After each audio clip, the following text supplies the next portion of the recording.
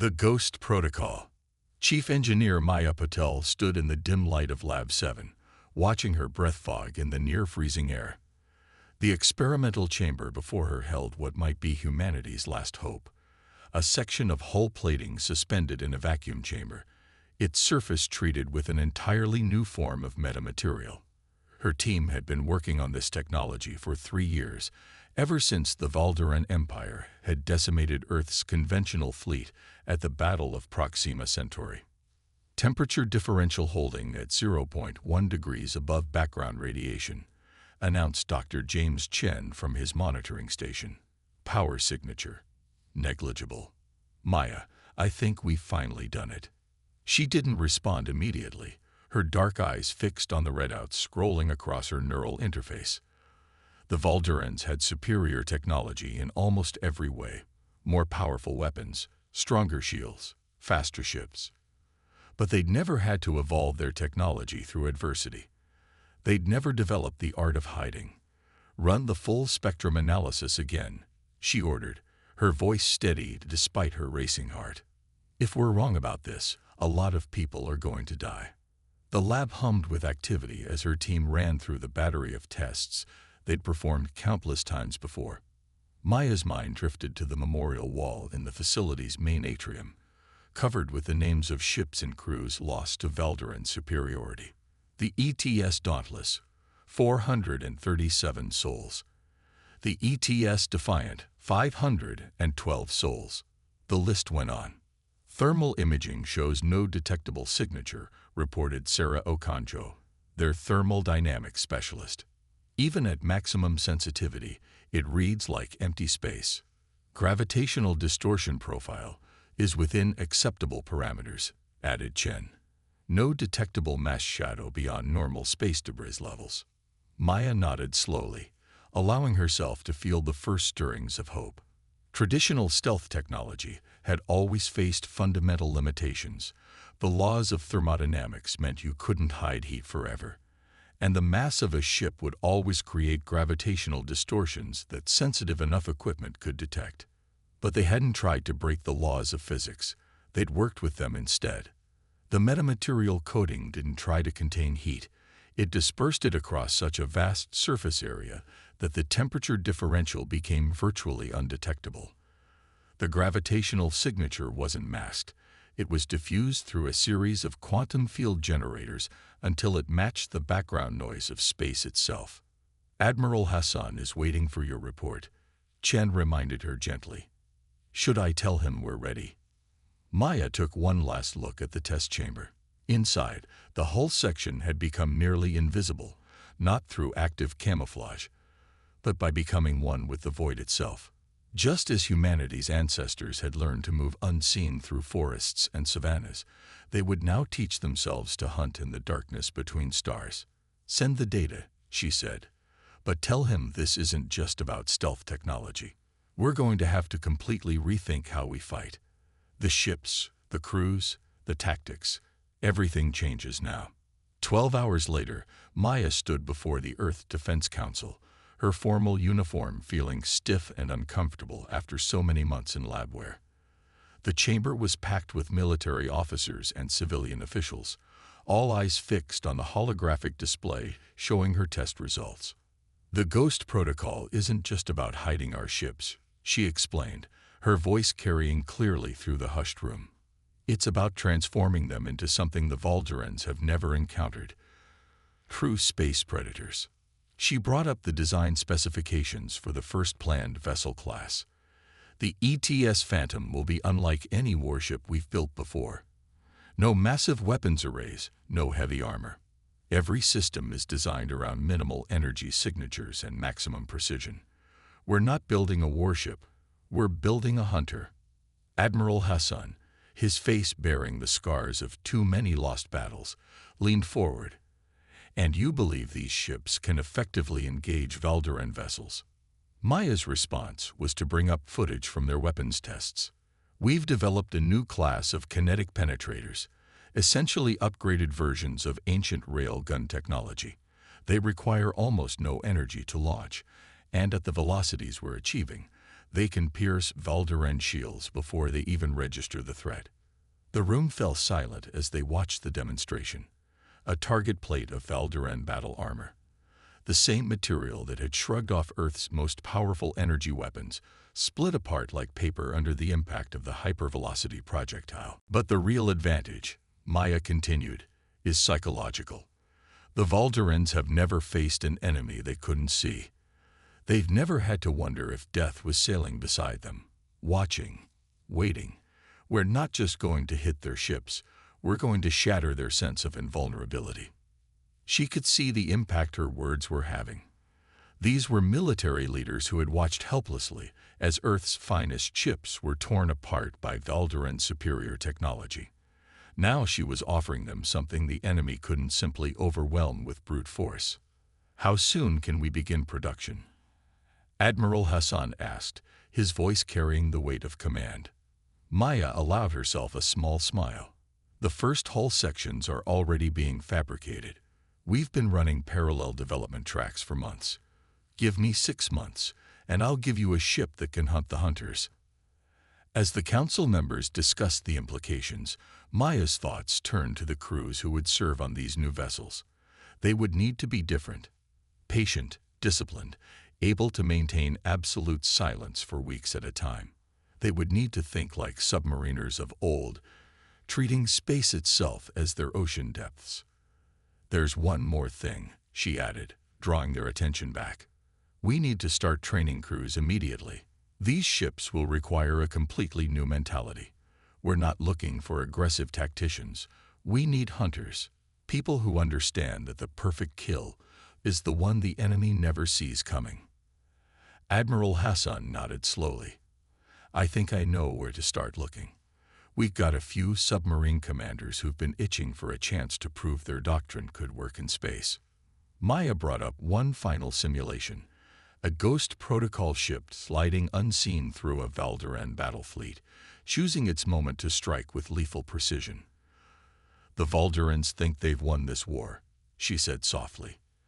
"They're about to learn that humanity is most dangerous when backed into a corner.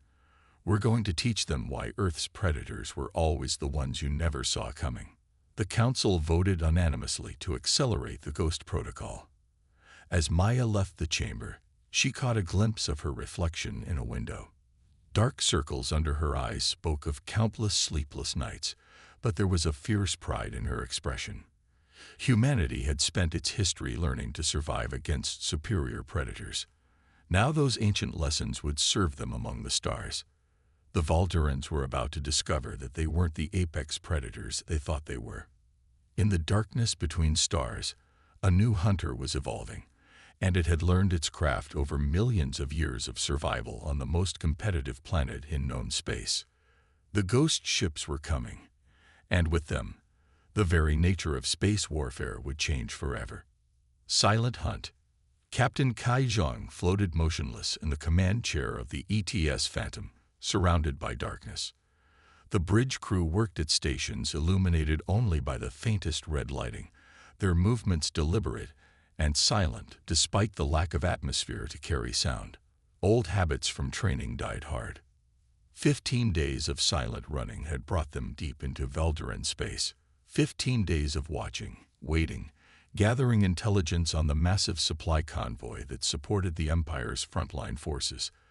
The Phantom's passive sensors tracked 27 vessels, heavily armed freighters carrying enough ammunition and supplies to support a month of offensive operations against Earth. Contact maintaining course. Lieutenant Sarah Wade reported from the sensor station, her voice barely above a whisper.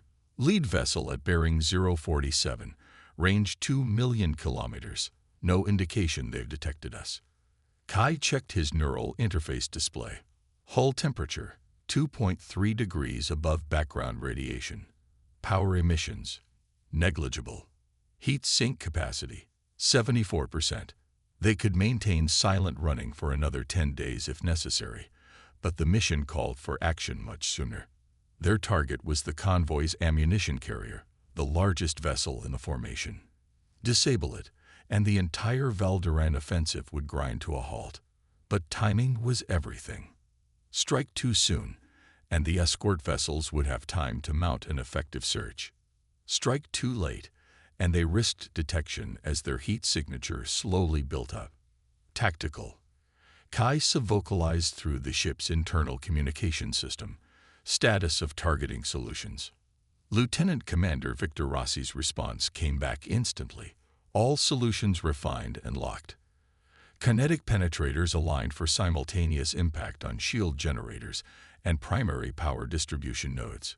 Secondary targets plotted for propulsion systems. Kai studied the tactical display floating in his neural interface.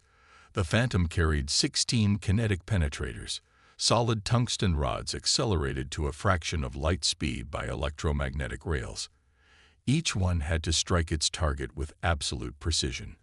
There would be no second chances. Engineering status, he queried. Heat sinks at capacity, Captain. Chief Engineer Lisa Chen reported. If we're going to shed this thermal load, now would be an optimal time. Kai nodded slowly. They'd been trailing this convoy for days, gathering data, watching patterns, learning vulnerabilities. Just as Earth's ancient hunters had studied their prey before striking, the Phantom had become intimately familiar with its target.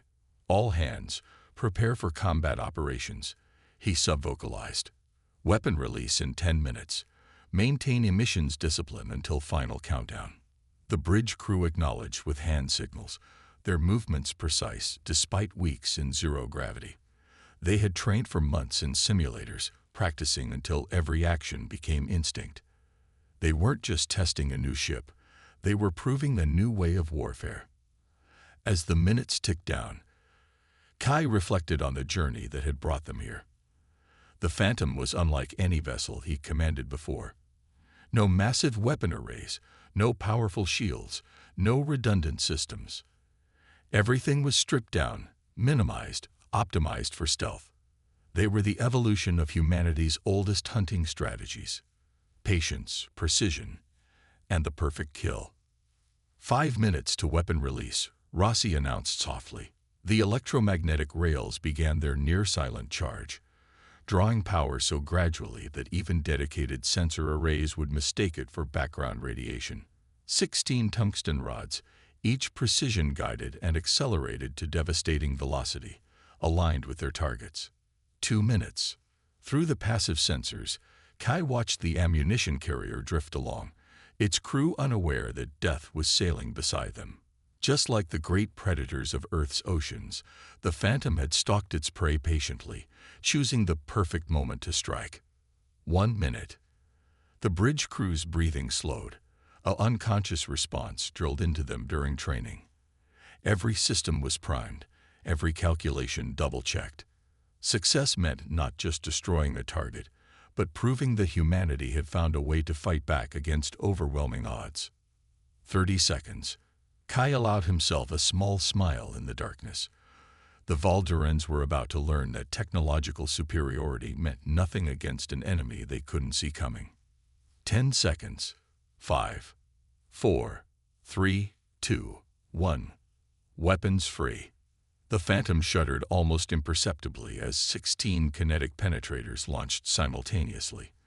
For a fraction of a second, their acceleration left the faintest energy signature, but by the time any Valderan sensor could register it, the projectiles were already reaching their targets. The ammunition carrier's shields flared briefly as the first penetrators struck, then collapsed completely. The remaining projectiles hit with surgical precision, severing power conduits, destroying propulsion systems, and disabling weapons arrays. Secondary explosions blossomed along the massive ship's hull as internal systems cascaded into failure. Target neutralized, Rossi reported, his voice still barely above a whisper despite the success. All penetrators hit within 0.3 meters of designated impact points. The vessel is completely disabled. The convoy erupted into chaos. Escort ships began emergency maneuvers, their sensors sweeping space frantically for any sign of their attacker. But the Phantom was already moving, its cold gas thrusters making minute adjustments that would carry them safely away from the search pattern they knew would follow. Begin recovery protocol, Kai ordered. Standard evasion path delta. Maintain emissions discipline. As his crew expertly guided their ship into the darkness, Kai sent a brief, highly encrypted burst transmission back to Earth Command. Operation Silent Hunt successful. Target neutralized. Doctrine proven effective. The response came back hours later, when they were safely beyond the search zone. Message received. Impact of mission already apparent. Valduran offensive postponed indefinitely due to supply chain disruption. Well done, Phantom. The hunt continues. In the darkness of his command chair, Kai allowed himself another small smile. The Valdurans had just learned that they were no longer the only predators among the stars. And this was only the beginning. Somewhere in the void, other ghost ships were preparing for their own hunts. The age of massive space battles and overwhelming firepower was ending. A new era of warfare had begun, one where the most dangerous enemy was the one you never saw coming. Echoes of fear. Grand Admiral Threshnak stalked across the command deck of the Valduran flagship Eternal Victory, his ceremonial armor plates clicking softly with each step. The massive view screen before him showed nothing but empty space, and that was precisely the problem. Another one. He rumbled, multiple sets of eyes fixed on the tactical display where his second-in-command, Sub-Commander Varric, was highlighting the latest incident. The relentless pursuit, my lord, found drifting at the edge of the Carina sector. No casualties, but Varric's voice trailed off. But completely disabled. Threshnak finished, just like the others. He turned from the viewport, his scales shifting color slightly, a sign of stress his species couldn't fully suppress. Show me the sensor logs. The holographic display showed nothing unusual. No approach vectors, no energy signatures, no subspace distortions. One moment the relentless pursuit was patrolling, the next it was dead in space. Clean. Clinical. Perfect. 37 ships, Threshnak said softly. 37 of our finest vessels, struck with surgical precision, their crews left alive to spread tales of an enemy they never saw coming. His outer claws clicked against the deck plating. The humans are teaching us something, Varric. The question is, what lesson should we be learning? My lord? Varric's confusion was evident in the rippling of his throat scales. Think, Sub-Commander. The humans were beaten. Their fleets scattered, their defenses crushed, their colonies under siege. Yet instead of surrendering, they adapted. Threshnak brought up a historical display showing traditional Valduran battle tactics, massive formations, overwhelming firepower, absolute dominance through superior technology. We've fought 100 species across 1,000 years, he continued. All of them tried to match our technology, to build bigger ships, stronger weapons. All of them failed. His scales shifted to a deeper hue. But the humans, they chose a different path. A junior sensor operator interrupted with a trembling voice. Contact. Bearing 182, Mark 7. The entire bridge crew tensed. Weapons officers powered up systems, shield generators humming to life. It was a piece of space debris, tumbling harmlessly past their ship. Threshnak didn't even reprimand the operator. They had all become jumpy, seeing human ghost ships in every shadow. The psychological toll was mounting. Show me the latest defensive protocols, he ordered. Varric brought up the tactical updates. Double patrols, randomized routes, enhanced sensor suites. None of it seemed to matter.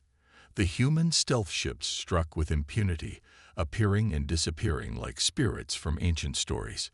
Lord Admiral, his strategic analyst called out. The latest efficiency reports. Our fuel consumption has increased by 240% since these attacks began. Crew fatigue is up 180%. Request for transfers from frontline duty have. I can read. Threshnak cut him off. He could indeed read the numbers, and they told a story that chilled his warrior's heart. The humans weren't trying to destroy their ships. They were destroying their confidence. In his private quarters later that night, Threshnak reviewed footage from the latest Ghost Fleet operation. The precision was breathtaking. Every strike targeted non-critical systems, power distribution, weapons control, propulsion. They could have killed every crew member, vented every compartment to space.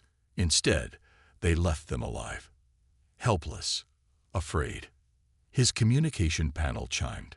"Lord Admiral, the High Command requests your assessment of the situation." Fresh Neck stared at the blinking light for a long moment before responding. Tell them we are no longer fighting the war we thought we were fighting. The humans have changed the rules of engagement. Every shadow now holds potential death. Every sensor ghost could be our last moment of awareness." He paused, his scales shifting through complex patterns of uncertainty. "Tell them we are facing an enemy that has turned space itself into their hunting ground. And we have become their prey." The next morning, as he reviewed the patrol schedules, a thought struck him. He accessed the historical archives, pulling up records of Earth's prehistoric predators. His scales rippled in shock as he found what he was looking for: descriptions of ancient hunters that killed not through overwhelming strength, but through patience, stealth, and precision. "They haven't developed new technology," he murmured. "They've adapted their oldest survival strategies to the stars themselves." A sensor alert interrupted his study. The destroyer Unwavering Might had gone silent at the edge of the Orion sector. No distress call, no signs of battle, just silence. "Deploy search patterns," he ordered wearily, "though we all know what we'll find." As his ships moved to investigate, Threshnak found himself contemplating the void of space with new eyes. For 1,000 years, the Valduran Empire had ruled the stars through superior technology and overwhelming force. Now, for the first time, they were learning what it meant to be hunted. In the officers' mess, he overheard two young commanders discussing the latest sensor modifications. "They say the humans have found a way to bend light itself," one whispered, "that they can make their ships become one with the darkness. I heard they've developed weapons that don't even register on our sensors until they've already struck," the other replied. "How do you fight an enemy like that?" Freshnak didn't correct their speculation. Let them talk. The reality was far more terrifying than any rumor. The humans hadn't developed some miraculous new technology. They had simply remembered who they were, descendants of hunters who had evolved to stalk prey far larger and stronger than themselves. And now, in the endless night of space, they were teaching the Valduran Empire what it meant to be the hunted instead of the hunters. A final sensor alert flashed across his neural link. Another ship gone silent. Another crew left alive to spread the word. Another reminder that nowhere in space was truly safe anymore. The humans had not just changed the nature of space warfare, Threshnak realized. They had changed how his people perceived space itself. Every shadow now held terror, and the void had become their enemy's greatest ally. Predators in the dark. Captain Diana Chen of the ETS Wraith watched the massive Valduran battle station through passive sensors, its energy signature blazing against the backdrop of space. Station Helios, the crown jewel of the Empire's defensive network, supposedly impregnable, bristling with enough firepower to destroy an entire fleet. All vessels in position. Her tactical officer, Lieutenant Marcus Rodriguez, reported through their secure quantum-encrypted channel. The communication was practically undetectable, using entangled particles to transmit data without traditional signals. 4 ghost ships had gathered for this operation: the Wraith, Phantom, Spectre, and Shadow.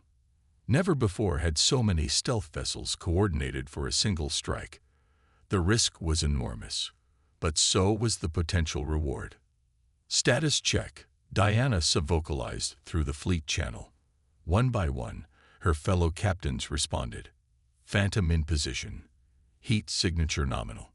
Spectre ready. All weapons aligned. Shadow maintaining station. No detection signs. Diana allowed herself a small smile in the darkness of her bridge. 4 predators, surrounding their prey from different vectors, preparing for a synchronized strike that would change the course of the war. "Time to target," she queried. Helios will reach optimal position in 17 minutes, Rodriguez reported. Their patrol routes remain unchanged. No indication they've detected any of our vessels. The battle station followed a precise schedule, rotating to maintain optimal coverage of its defensive sectors. Their attack would come at the exact moment when that rotation would work against it, when emergency protocols would send it spinning in predictable patterns. Diana reviewed the strike plan in her neural interface. Each ghost ship had specific targets assigned: power cores, shield generators, weapon systems, and command nodes. The timing had to be perfect. A millisecond's delay could mean the difference between success and disaster. Engineering status, she asked. Heat sinks at 82% capacity. Chief Engineer Yuki Tanaka responded. We can maintain silent running for another 43 hours if needed, but thermal buildup will begin affecting precision targeting in approximately 26 hours. They wouldn't need 26 hours. In less than 20 minutes, they would reveal to the Volgerans just how vulnerable their supposedly impregnable fortresses had become. Tactical, final weapons check, Diana ordered. Rodriguez's response was immediate. All kinetic penetrators aligned and locked. Modified warheads armed and ready. New quantum disruptors showing green across all systems. The quantum disruptors were their latest innovation. Weapons that could create localized areas of chaotic spacetime, disrupting shield harmonics without triggering standard defensive systems. They had never been tested in actual combat. Today would prove whether the theoretical models held true. 10 minutes to optimal position, Rodriguez announced. Diana opened a channel to all ships. Final status check. Report any anomalies, no matter how small. The responses came back clean. 4 ghost ships, running silent and deadly in the void, preparing to demonstrate the full evolution of human hunting tactics. 5 minutes. Throughout the small fleet, crews made final adjustments. Each ship had trained independently for months, perfecting their part of the operation. Now they would prove that the Ghost Fleet could coordinate as effectively as any conventional battle group. 3 minutes. Diana watched the battle station's rotation on her tactical display. The massive structure moved with precise mechanical grace, utterly unaware of the predators watching from the darkness. 2 minutes. The electromagnetic rails began their silent charge, power building so gradually that even the station's enhanced sensors would register nothing unusual. 1 minute. Across 4 ships, weapons officers made microscopic adjustments to their targeting solutions. Each kinetic penetrator had to strike within centimeters of its designated point. Each quantum disruptor had to synchronize perfectly with the others. 30 seconds. Diana felt the familiar calm settle over her. This was the moment every ghost ship crew lived for. The perfect strike from absolute stealth. 10 seconds. Mark. 4 ships, 16 weapons each, all targeted with surgical precision. Weapons free. The void erupted with deadly purpose. 64 kinetic penetrators launched simultaneously, followed milliseconds later by the quantum disruptors. The combined attack struck Helios like the hammer of an angry god. Shield generators overloaded and died. Power cores went into emergency shutdown. Weapon systems fell silent. Command and control nodes sparked and failed. Within 3 seconds, the mighty battle station was reduced to a drifting hulk. Target neutralized, Rodriguez reported, his voice steady despite the historic nature of their achievement. All weapons hit within acceptable parameters.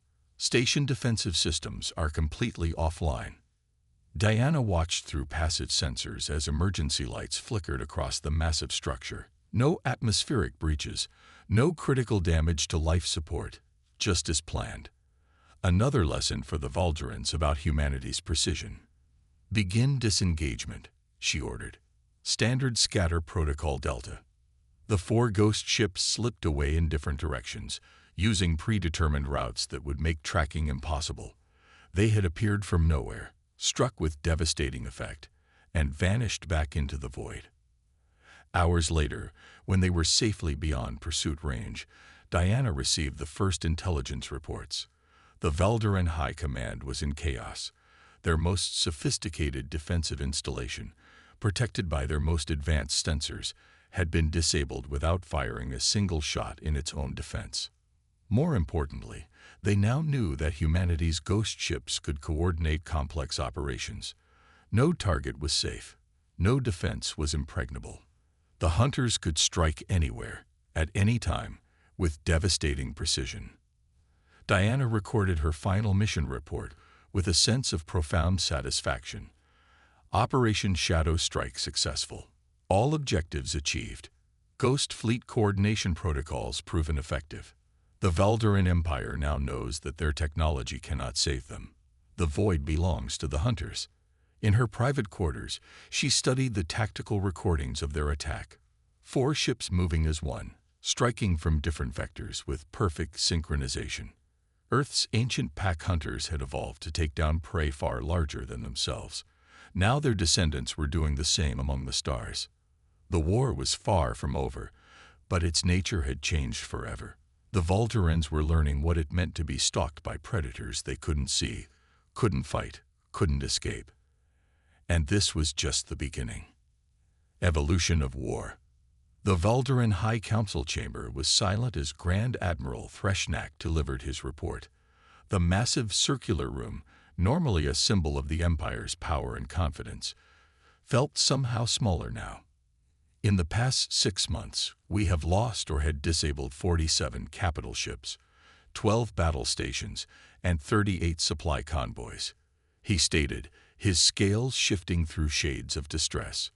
Our fleet effectiveness has dropped by 60%. Crew morale is at unprecedented low levels. And now, he gestured, and a hologram appeared in the center of the chamber, the wreckage of Station Helios, their most advanced defensive installation. Now we have proof that the human ghost ships can coordinate complex operations. No target is safe. No defense is impregnable. We are being hunted with a precision and effectiveness that our military doctrine has no answer for. Supreme Commander Kralvak, his ceremonial armor unable to hide his agitation, leaned forward. Surely our technological superiority is meaningless against an enemy we cannot see, Threshnak interrupted. Our ships grow more powerful, our sensors more sensitive, but the humans have turned space itself into their ally. They do not try to match our strength. They have become something far more dangerous. Perfect predators, evolved to hunt prey stronger than themselves. In Earth's Defense Command, Admiral Sarah Chen, the former chief engineer Maya Patel's daughter, reviewed the latest intelligence reports with a sense of quiet satisfaction. The Valderan Empire was fracturing under the psychological pressure of constant, invisible threat. "Show me the strategic analysis," she ordered. Her eye assistant compiled the data. Valderan fleet movements had decreased by 70%. Their ships were burning through resources at unsustainable rates, keeping shields at maximum power, running active sensors constantly. Crew fatigue was leading to mistakes. Supply lines were in disarray. "And our losses?" she asked, though she already knew the answer. "Zero, Admiral. Not a single ghost ship has been detected or engaged since the program began." Sarah nodded slowly. Her mother's vision had been proven correct. The ghost fleet hadn't just changed how humanity fought. It had changed the very nature of space warfare itself. Back in the Valderan Council chamber, Threshnak continued his report. The humans have adapted their most ancient hunting strategies to the stars. They do not seek to destroy our ships. They demonstrate that they could, then leave our crews alive to spread fear through the fleet. He brought up footage from their latest encounter. A Valderan dreadnought, disabled with surgical precision, its crew untouched but thoroughly shaken. "Each strike is a message," he explained. "They show us that our technological superiority means nothing, that they can reach us anywhere. That death could be sailing beside us at any moment, watching, waiting." On the ETS Wraith, Captain Diana Chen reviewed the latest mission briefing. Her ship, along with 5 others, had been tasked with a bold new operation, penetrating the Valderan core worlds themselves. They've doubled their sensor networks, her tactical officer reported. Triple redundancy on patrol routes. They're burning through a year's worth of resources every month trying to detect us. Diana allowed herself a small smile. And that's exactly what we want. Let them exhaust themselves, chasing shadows. Every false alarm, every panicked reaction, every sleepless night wondering if we're watching. It all serves our purpose. The Ghost Fleet had evolved beyond mere military strategy. It had become psychological warfare on an unprecedented scale.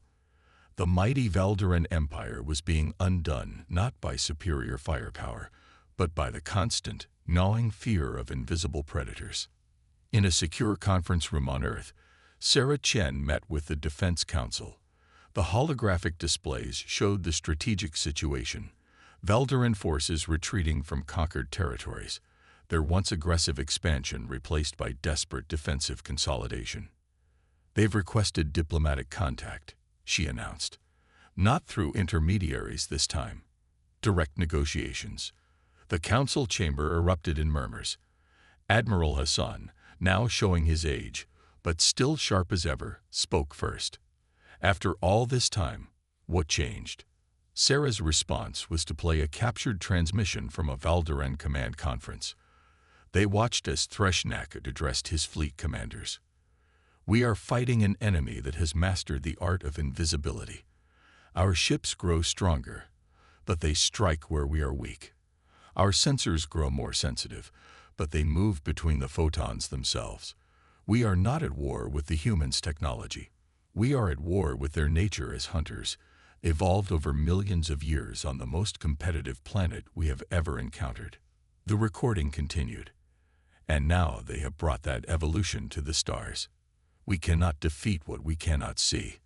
We cannot intimidate those who have turned fear itself into a weapon. The void is their hunting ground, and we have become their prey. Sarah turned off the recording. They're beginning to understand. This isn't about technology or firepower. It's about adaptation, evolution, the fundamental nature of warfare itself. The council digested this in silence. Finally, Admiral Hassan spoke again, and the diplomatic proposal. They're offering significant concessions, Sarah replied. Withdrawal from all conquered human territories, recognition of Earth's sovereignty, technology sharing agreements. She paused. And they want to learn. Learn? They want to understand how we did it, not the technology. They know that's not the key. They want to understand how we adapted, how we evolved our strategy. She smiled slightly. I think they've realized that technological superiority without tactical evolution is a dead end. In the depths of space, Diana Chen's Ghost Fleet slipped unseen through the Valderan core systems. They wouldn't strike. Their presence alone sent the message. The hunters could reach anywhere, at any time. The war was ending not with a massive battle, but with the quiet acceptance that humanity had changed the rules of engagement forever. The Valderans had learned what countless species on Earth had learned over millions of years. When you force an intelligent, adaptable species to evolve, you may not like what it becomes. In her private quarters, Sarah Chen looked at an old photo of her mother, the engineer who had started it all. Maya hadn't just designed a new type of ship. She had understood that humanity's greatest strength wasn't its technology, but its ability to adapt, to evolve, to become what was needed to survive. The Ghost Fleet was more than a military force. It was the expression of humanity's oldest survival strategies, refined over millions of years and finally brought to the stars. The Valderans had thought their superior technology made them invincible. They had learned, at last, that true power lies not in the strength of your weapons, but in your ability to evolve beyond them. The age of brute force space warfare was over. A new era had begun, one where the most dangerous predators were the ones you never saw coming.